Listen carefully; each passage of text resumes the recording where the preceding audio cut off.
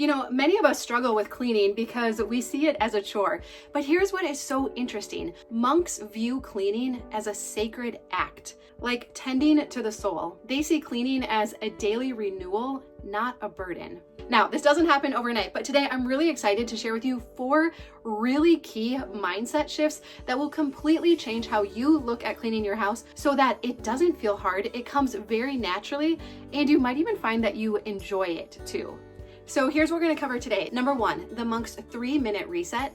Number 2, how monks curate their space, the 5-touch rule. Number 3, the silent cleaning hour, how monks see cleaning as a form of meditation. And then finally, number 4, this is an important one, silent leadership, the monk's rule for cleaning with family without nagging. And so I'm promising you a lot in this video, but I think I can deliver on it. Well, if we haven't met before, I'm Dawn from The Minimal Mom. Our family has called ourselves minimalist for 10 years. And so we got rid of about 85-90% of our stuff. We have not looked back. Do not miss it. And what I've learned through this process of decluttering and simplifying and streamlining is that it is not about less stuff. It's about less effort. It's about getting our home to a point where it is very easy, very natural to maintain it. But more importantly, where our home really is a peaceful retreat. We live in a very chaotic and busy world, and we all need a safe place to come home to where we can reset, recharge, rejuvenate. And we need that, our kids need that. And so this isn't about turning your home into a monastery, although I think there are some aspects of that we would like to bring in. It's about these 4 mindset shifts that do make cleaning feel natural and intuitive, instinctive, so that it's not hard and it really can and does begin to feel effortless. So let's talk about number 1, and that's the monk's 3-minute reset. And so what this looks like on a day-to-day basis is that monks never leave their space in a messy state. So when they see something that is out of place, it automatically triggers something in their brain to tidy it up, pick it up, or put it away. And so the common problem I think that most of us have is that life is busy and therefore messes happen and then they begin to accumulate. And we talk a lot about how clutter attracts clutter. And so as soon as there's just 1 or 2 things out of place, it feels like it begins to snowball very quickly. And we end up then waiting often until things feel kind of overwhelming before we begin to tackle them. But here's how monks handle this differently. So monks never let a space sit in a messy space. Instead, they reset it in 3 minutes or less. So they are always tidying up as they go. So after a meal, they reset the table and wash dishes before moving on. And I remember one time hearing a video with Joshua Becker, and he was talking about how they don't even use their dishwasher anymore because they got in the habit of just immediately washing their dishes after they finish a meal. And he was saying that he found it very satisfying. I don't know if that's the right word, because what he realized was that by letting the dishes sit and thinking, oh, well, we'll tackle them later or at a different point in the day, that he was leaving unfinished tasks. And then that was carrying over into the next mealtime or different section of the day. And instead, by fully finishing it after each time they were used, that it became very easy to maintain, but also more enjoyable. And I think that's actually the ultimate goal. If we want to get to a place where cleaning feels natural and intuitive and not so hard, it really is about after every single time we use something, we put it back away, we dirty it, we wash it, doing a load of laundry every day, at night, doing a reset and picking up. And I think sometimes as women, we're kind of fed this idea that, you know the signs in Hobby Lobby that say good moms have messy kitchens and piles of laundry, that it's not at all practical to have it all done at the end of the day. So why even try? Like, what are you doing?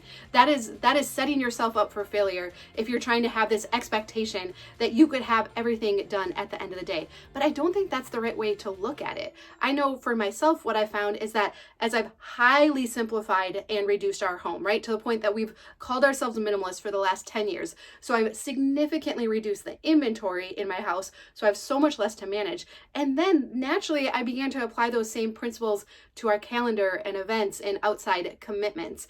And so as I have simplified and streamlined both, I have a very realistic idea of how much I can actually get done in a day, what's reasonable.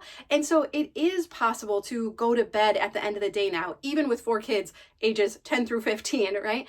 To go to bed at the end of the day feeling like everything that had to happen today is done and it's not carrying over tomorrow. Or the things that are getting forwarded to tomorrow, I'm very intentionally doing that and I'm in control of that that instead of how it was in the past where it was just like all this like craziness, and I'm just like, at the end of the day, I'm like, I give up, I have to go to bed, and then whatever, I guess I'll attack it again tomorrow. And so I just want to encourage you that if you've thought or worried that it's never going to be possible to get on top, that's actually not true. And I do think that as we continue to simplify and declutter our house, all of the cleaning stuff starts to fall in place, and it is very possible to have our home tidy and reset at the end of the day. And then, like I said, it applies to our calendar and other life commitments as well. And so it is absolutely possible. Let's just keep spending more time together. And while I don't know for sure, I think monks value a really great night's sleep too. Why? Because it's hard to be in a good mood and in a good headspace when you haven't gotten a great night's sleep the night before. And so today's video is sponsored by Helix Sleep, and right now they have their Labor Day sale exclusive partner offer going on where you can save 27% off site-wide when you go to helixsleep.com/minimalmom. And so I have been sleeping on a Helix mattress for over 4 years. You could not take it away from me, right? I love this mattress so much, but I also just put a Helix Elite out in my tiny house. That mattress is over the top. That is the most comfortable mattress I have slept on in my entire life. We've had guests now that are like, what is this mattress? It is a dream. My sister just put a Helix in their guest room, and she said of the 3 people who have slept there, they were all like, what is this mattress? It's so comfortable. And so Helix makes premium mattresses and bedding that are customized to fit your needs and conveniently shipped right to your door. The Helix lineup offers 20 unique mattresses to choose from, and they recently launched a variety of mattress toppers. If you have a non-Helix mattress, you want to make it a little more comfy, we added one recently to Adeline's mattress, and she loves it and has been sleeping so much better. And they also have their kids' mattresses too. They are tested and approved by pediatricians and designed for growing bodies. And I also love that Helix makes it so easy for you to get matched with your perfect mattress too. You just go online, take their sleep quiz. It takes less than a minute. They're gonna give you a great mattress recommendation. For me, it's the Helix Dusk, and then it's gonna get delivered to your door. You're gonna set it up, and then they offer their 100-night sleep trial. So you get to sleep on it for 100 nights, test it out, make sure it is just the right fit for you. And if not, they have their Happy with Helix guarantee, and so they will help you with seamless returns and exchanges. So I have been getting a great night's sleep for over 4 years, and I really want that for you too. Just go to helixsleep.com/minimalmom to take advantage of their Labor Day sale exclusive partner offer where you're gonna save 27% off site-wide, and they also have some flexible payment plans available too. Okay, I am so glad that you're gonna be getting a great night's sleep. Now let's get back to cleaning.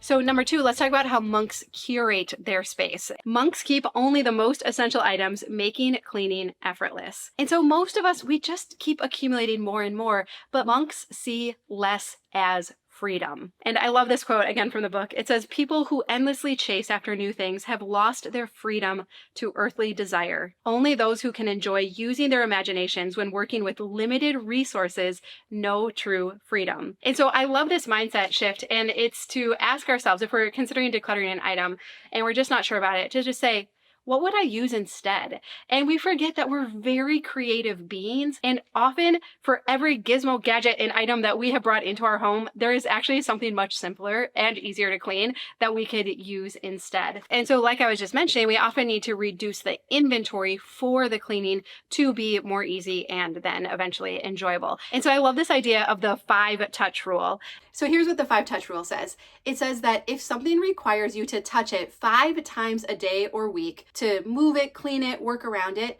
ask yourself, can I part with this? So this would apply a lot to things on our flat surfaces, like our kitchen table or our counters or our vanities. And I talked about this recently in my bathroom declutter video where there was like some decor and stuff out. And I'm like, isn't it amazing how just that stuff sitting out that you would think is like makes the space more lovely or cozy or inviting, makes it so I don't want to wipe down the counters. Whereas once that stuff was removed, it felt like no cost at the end of the night to take my cloth that I just washed my face with and then just do a quick wipe down of the vanities. And then I would also just end up doing the toilet too, because the vanities weren't very dirty. And so I'm like, oh, I can still use this more. And then I like go over to the toilet quick, and then I might even do the edge of the tub. And so we often don't think how this extra stuff sitting out and being around is actually getting in the way of us being able to easily clean and tidy. And I think it's important to recognize that this could just be for a season. You know, sometimes it feels kind of bare if we have, hardly anything sitting out on a flat surface. It's like, oh, well, shouldn't there be something like, a plant or something decorative. And yes, does that look nice? Yes. But does it also make it harder to clean that surface? And do these things become clutter collectors, clutter catchers, where when there's decor and stuff out, then it becomes okay for other stuff to sit around in it? It kind of gets piled around it. So what I would recommend is just collecting data in your own home. Are there clutter collectors disguising themselves as decor, right? Do you notice, is it super easy to wipe down the counter and the table at the end of the night, to wipe down your bathroom vanities every day? Or are there things that are getting in the way of that? Again, these are just the things we think we should have on all of our surfaces. So it doesn't often occur to us that removing them would make life easier. And again, it could just be for a season. So might it feel a little bare? Yes, but I would think if you're in an especially busy season of life right now, let's promote ease of cleaning, resetting, tidying up over extra decor and stuff sitting out. And I think you're going to find that you really, really like it. And don't worry, if people come to your house, they're not going to be like, oh no, you're a minimalist now, or, it looks so bare or whatever. It's not about them anyways. It's about you having a home that you can fully stay on top of and that you feel good about, and you can go to bed at the end of the night actually feeling like things are done. And I think this is something that I've especially appreciated more recently, coming through just kind of a difficult, crappy season. I realized that almost none of the stuff around me was helping. It wasn't making the season better or easier to navigate. If anything, it was making it harder. And so I had gone over the past year even further with streamlining my wardrobe and my bathroom things, and freedom is exactly the word that I would use. I could not believe how much freedom that brought. We are not meant to manage all of this stuff, and I think monks know that, and so they're very selective with what they keep, and I would encourage you to do the same. Look around. Is this stuff making your life better, easier, more enjoyable, or is it the reverse? Is it making it harder to clean, and certainly making it so that we don't enjoy cleaning at all? Okay, so the third thing that we can learn from monks is the idea of the silent cleaning hour, how monks use cleaning as a form of meditation. So for most of us, we usually try to distract ourselves while we're cleaning. We listen to podcasts or music, and don't get me wrong, I do think there's a time and place, especially for upbeat music, especially when I'm cleaning with the kids, but it might actually be detracting from this time. Monks see cleaning as a mindfulness activity. They talk about how you can renew your mind while you are cleaning. And at first I was like, yeah, right, really? Right? But as I thought about it more, there is something about doing a monotonous task that gives your brain the time to process and to think. It was remarkable to me how things that had been nagging at me, bugging me, relational breakdown things, how I would begin to find solutions to those things. Doesn't mean the circumstances change, but I would start to look at it differently, or I would have some kind of idea for how I could navigate it better or more easily. And so it wasn't until I began trying this that I realized that I think there is so much truth to this, that cleaning really can be a mindfulness activity where we can be finding more peace and rest in our brain and mind as we're doing something that just has to get done anyway. And so some monasteries actually have a silent cleaning hour where there's no talking, no music, and you're just focused on presence, being right where you are right now. But I think it's also paired with this sense of bringing our physical environment into order. And there's actually new studies that show how cleaning activates dopamine, our feel-good neurotransmitter. So again, I think sometimes we hijack it with these inputs and these other things that we're trying to do, but I think it only feels good when we are seeing progress, we're feeling like we're making a difference in our space. And so again, that's why I think if you have not been feeling this satisfaction, if you don't feel like you're getting like dopamine release and I'm feeling good after I'm cleaning, it's probably because we still have too much clutter that we're cleaning around. So even when we clean, it doesn't feel that different. It doesn't feel like we fully brought our space back into order. It doesn't feel like, okay, I can go to bed now feeling accomplished, like the task is complete. And now I can go to bed in a satisfied state, not in a having it hanging over my head still. And I love this quote. Here's what it says. If you go to bed thinking, ugh, I still have to do those things, but I'm too tired, you retain this gloomy feeling in your consciousness all night. Some people may even dream of working hard to finish the chores before waking up and finding they have to do them all over again in real life. And I never really thought about it this way, but I think this can really resonate with us. This idea of going to sleep with all of these things unfinished. And so we take the work from yesterday, the unfinished tasks from yesterday, and it carries over to the next day. And I think so many of us are so far removed from ever getting all of our household tasks done that we can't even imagine what it would feel like going to bed at night knowing that everything is done for the day, that we can just fully look at the day as complete. Everything that needed to happen, that needed to get done, was done. Okay, and tip number 4, silent leadership, how monks get family to help without nagging. So I'm often asked, like, how do I get family members to help? Number 1, I do think highly simplifying and decluttering so that it's easier to clean your house. That made a huge difference in our home. And I no longer felt bad asking my kids to help once we had decluttered, because it wasn't hard, it was easy, and it was kind of enjoyable as well. But I love this. Instead of nagging, monks model the behavior they want to see. They believe in silent leadership, acting in a way that naturally inspires others. So here's another quote from the book. It says, "Changing around household and cleaning duties is also an effective way to teach children what needs to be done. Although initiating children into this may be frustrating at first, because it would be more efficient for an adult to do the task than to help a child to do it, it is important to give children as many chores as possible. Family ties are the strongest of all human bonds. Use household chores as an opportunity to deepen them." In our membership group recently, Sarah was sharing how as she's gotten her kitchen decluttered, she has found that she has really enjoyed cooking with her kids, and then they can help clean up as well. And so, I grew up on a farm, and both my parents worked full-time. They had full-time jobs off the farm and then also farmed full-time. And so there was just always so much to do. And so I have a twin sister, and then we have a brother that's 2 years younger. And what I loved and appreciated about my parents so much is that their approach to getting things done was very much just like, hey, we're a team. These are all the things that need to get done. So let's divide and conquer. And they trusted us from a young age with things. My dad was always very patient to teach us how to do things. He did not expect perfection. And I know not all of us had this type of upbringing, right? For some, if there was a lot to do, either you were burdened with it, you were expected to do things that were more than what a child should or whatnot. So I get that there's balance in all of this, but what my parents did, it was awesome. Even my mom too, like was mostly pretty patient with us. I love you, Mom. My mom's the coolest, but she was great. But it was just all hands on deck. We all do what needs to be done. But then we would also, go on family vacations. My dad would say work hard, play hard, and things too. So there was balance to it. But I believe them trusting me with these tasks from a young age really built my self-confidence. And that's what I attribute a lot of my self-confidence today to, is that relationship and them trusting us and learning that. And now also, again, as I'm getting to see the research behind it, it is so true.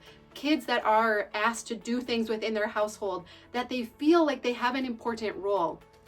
We have this generation of kids coming up that feel unneeded, that feel untethered, that don't quite know where their place is. And so by having a place in your family where they are needed, where there are expectations of them, age appropriate, of course, it is amazing their sense of identity and confidence and purpose that they get from this. But also I resonate with the quote where it's like, yeah, but sometimes it's easier just to do it ourselves, right?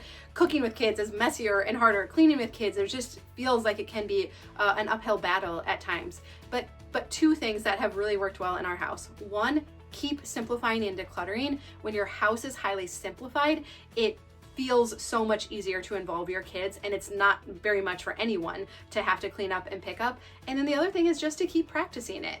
And so we're kind of having to reset our cleaning routines and rhythms now that we're at my parents' house and everything. But we had it dialed in. Like when I would go to the kitchen to cook dinner, or Adeline would be cooking dinner, so then I'd be cleaning up the kitchen. It was like everyone went to their spaces where they knew what to do, where to clean up and pick up and all that. We'd put on a song or set the timer for 5 minutes. We'd all go do our thing, and it wasn't hard, and it actually felt really good. And I could feel that like sense of accomplishment in the kids too. Now, were there still days where I have to go to the bathroom? This isn't my stuff, whatever. Yes. There were, of course, still days where it felt a little bit hard or whatnot, and it would have been easier to do it myself. But overall, I am glad that we've gotten to a point where I can expect this from the kids, and they can absolutely help and contribute with all of the activities that it takes to run our household. And then I don't feel as resentful as well, because I am an Enneagram 2, which is the happy helper. And so I love to help. I love to be in a supporting role and all that, until I feel taken advantage of, and then I'm the martyr, and then I'm frustrated and resentful why other people aren't pulling their weight too. So it has definitely helped in the resentment department as well, when everyone's helping, chipping in, and pulling their weight. And I have to read this like really cool email that I got. So you've maybe seen the Aura rings. I actually just got one for myself because I wanted to try it out. So I found a used one. And so anyways, it gives you data about your sleep and stress levels and different things. And so I just got this email from Katie, and it was so cool. She said, a while back I was in body doubling. So we do that inside of our membership group. So I was in a body doubling session, and I shared with the group that I've been wearing an Aura ring since the fall, and was really surprised with what the data was telling me about decluttering. So one of the measurements that it provides in real time is about stress. It categorizes your stress into one of 4 zones that changes throughout the day, graphing spikes and dips. Here are what the categories are. So there's stressed, which is the highest level, engaged, relaxed, your body has moved from a state of stress into mild recovery, or restored. So this is a really good one. Your body is recharging in a pure state of calm. So that's what we want to get to, right? Restored. So she said, I had noticed that I could pinpoint certain activities that put me into different levels. For example, I'm stressed while in a work meeting, but I'm engaged while doing a work project. I noticed walking my dog, I was typically relaxed. But then I started seeing that it was trending more as a restorative activity as the weather got better. So that was kind of cool. She said, well, that got me thinking about decluttering. I started looking at my data before, during, and after specific decluttering task or activity, like a live session or a body doubling session, attending or rewatching an all-day declutter. I thought that active decluttering would either have me stressed or engaged, but I was wrong. My data showed me as restored while actively decluttering. Her data, it said her body was feeling restored, like it was renewing while she was decluttering. Isn't that incredible? It absolutely is reinforcing the research and data that you share with us regularly. Isn't that so cool to hear, that this act of decluttering and cleaning, that it really can be restorative to us? And I do like to reiterate this, that, sometimes we think, I'm not going to get to enjoy the benefits of a highly simplified house until I arrive, until I get my house fully decluttered, until I get to the point where I can call myself a minimalist, or however far that you want to go. I know some don't want to be minimalist. That's fine. But just the act of cleaning, tidying, decluttering, bringing our environment into order is restorative to us.